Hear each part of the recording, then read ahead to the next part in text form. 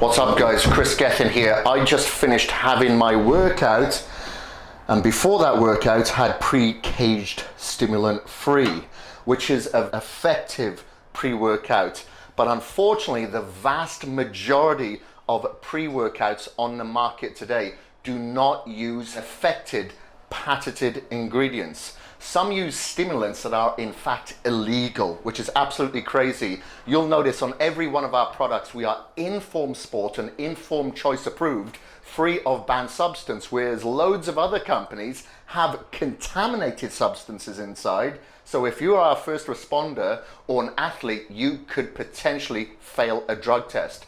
On top of that, they use generic ingredients, generic versions of betaine. We use beta power, or generic versions of beta-alanine. We use carnosine, and we third-party test. So buyer, be aware. A lot of those companies out there do not go the stringent lengths that we do. So I suggest you check the back of the label before you invest, because you may not be investing in your health or performance.